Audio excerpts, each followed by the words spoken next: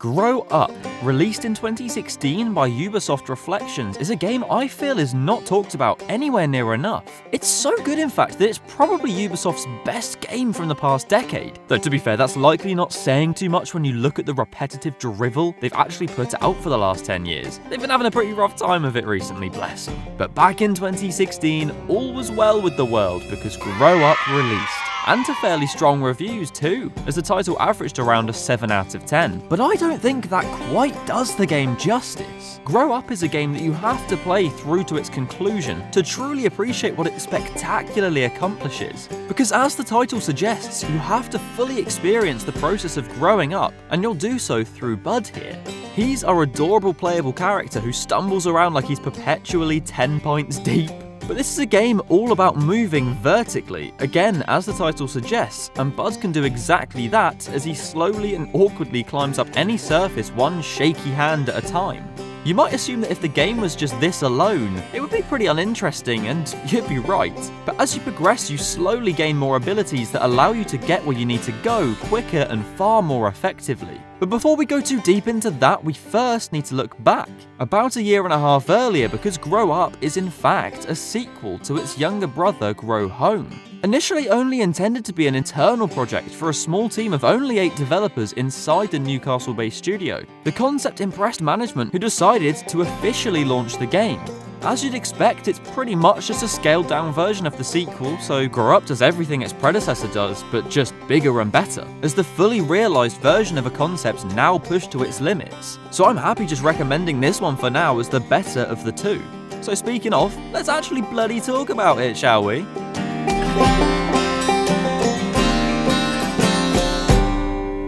Well, in essence, I'm not sure that I've ever played a game before that almost allows you to progress this literally within the playable space, because the whole aim is to progress upwards, and at the start, one small rock or plant seems like this insurmountable, arduous obstacle, but before long you are thousands of meters in the sky at the edge of space, and you look down and remember those initial hurdles which now seem so quaint and insignificant in the face of far greater obstructions. Just like the real-life process, you don't actually realise that you're growing up until you look back and reflect on how far you've come. At the start, you might have looked up at some of the platforms up above you and wondered how on earth you'd ever get there. But then before you know it, you've achieved the impossible with this plucky little robot who's constantly chatting shit at you. It's such a hard feeling to get right in games, and while I'm sure there'll certainly be others out there that had this idea of prioritizing vertical progression within a world their design philosophy, I haven't played many games before that have so effortlessly accomplished this specific feeling, where most games have to put in a remarkable amount of effort to actually make me feel anything. Maybe I'm just also overlooking a game really obvious, I'm not sure. Please let me know in the comments if I am. I'm only a humble gamer after all. But anyhow, the movement consequently gets more freeing as you progress. First, you get a small jetpack to help you make those slightly longer jumps, then an air brake that slaughters your momentum and allows you to accurately land where you want, and a ball move with which you can instantly generate Mach 10 speeds and fling yourself around if that's your thing. Best of all is definitely the glider, which might be the most liberating of all the abilities. With it, you can now cover far greater distances than you could ever dream before, as you soar through the air, taking in the breathtaking surroundings that you've either proudly overcome or will soon come to represent your next challenge. As Bud stands for Botanical Utility Droid, we can accordingly collect different species of helpful plants throughout our adventures, each of which have different abilities of varying usefulness. There's springy trampoline ones. You said what now? Ones that shoot you in the air with pollen, ones that produce upwards air currents, catapults, and floating seeds that you can cling onto. All of them serve one fundamental purpose, however, and that's helping you in one way or another to move upwards. And as we gain more height, we can collect missing ship parts, which constitutes the main objective of the game, following our drunk-driven crash into the moon. But that's not all there is to collect. There's also fast travel points to unlock, traversal challenges to complete, which reward you with new suits for Bud with unique perks, and 150 crystals to collect, hidden across vast floating islands, caves, and challenging areas, which upgrade your abilities at regular intervals along the way, consequently making traversal far easier. It's like a video game, you get it.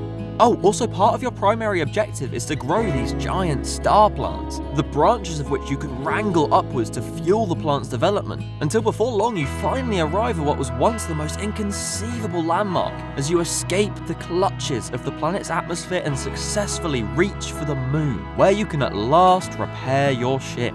And as you look down on the planet below, which now feels so small down beneath you, you realize how much this annoying little shit has grown over the past few hours, and you've been on that journey with him.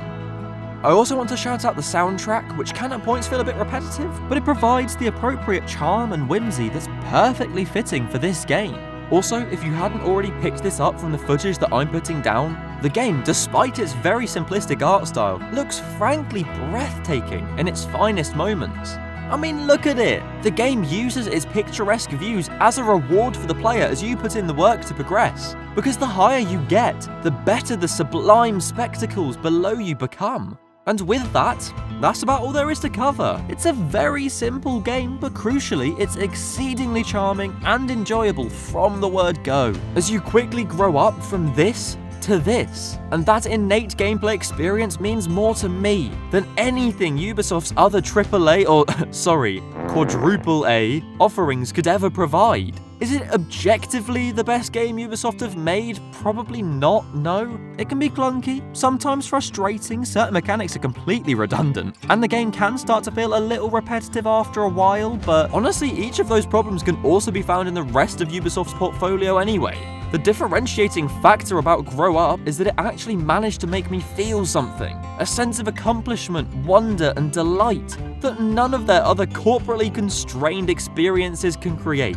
It's far from perfect, but it's the glitchy, scrappy underdog that's evidently made with a lot of love and consequently has so much heart. And I'd take that over the boring banality of their other recent outputs any day. Whether it's the endless monotony of the 150-hour Assassin's Creeds, the repetitive staleness of Far Cry, or the formulaic tedium of Star Wars or Avatar.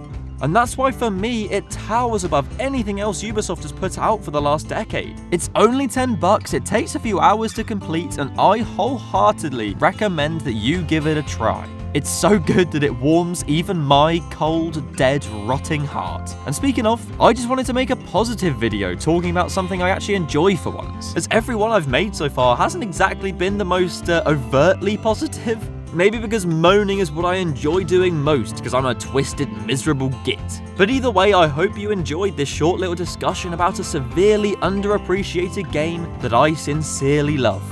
I'll see you in a bit.